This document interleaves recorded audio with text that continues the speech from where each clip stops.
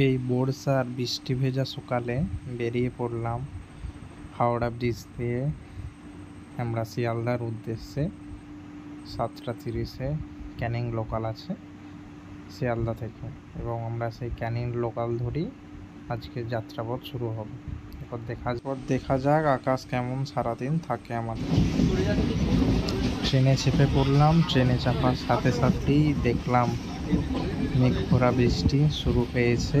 এই বৃষ্টিতে রেল লাইনের দুপাশে এত সুন্দর প্রাকৃতিক পরিবেশ বা দেখাই যাচ্ছে।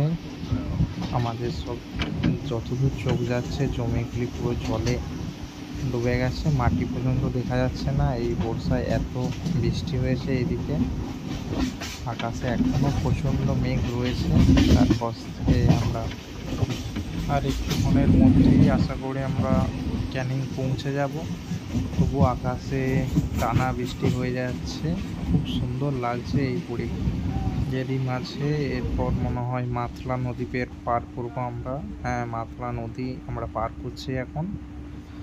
এই নদী গ্রীষ্মকালে পুরো জীর্ণ থাকে, এখন বর্ষার এত বৃষ্টিতে কেমন স্বতঃস্ফূর্ত ভয়ঙ্কর গর্জনের সাথে পার হচ্ছে নদী।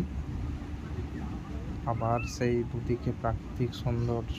সত্যিই এই শহরের কোলাহল থেকে বেরিয়ে যদি আমরা গ্রাম সাইডে এই বর্ষার সময় প্রাকৃতিক রূপ দেখি, আমাদের চোখ, আমাদের মন, আমাদের শরীর পুরোটাই সবুজে ছোঁয়া পেয়ে পুরো নতুনভাবে আবার বিকশিত হবে আমাদের দৈনন্দিন হাজারো ব্যস্ততার জীবন থেকে।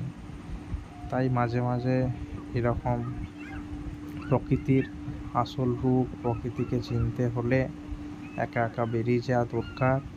সেই সবুজ দেখার উদ্দেশ্যে, সবুজকে কাছ থেকে স্পর্শ করার অনুভূতি নেওয়ার জন্য। আর একটুক্ষণের মধ্যেই আশা করি আমরা ক্যানিংয়ে নেমে যাব। দেখা যাক তারপরে ওয়েদার কেমন থাকে। এখন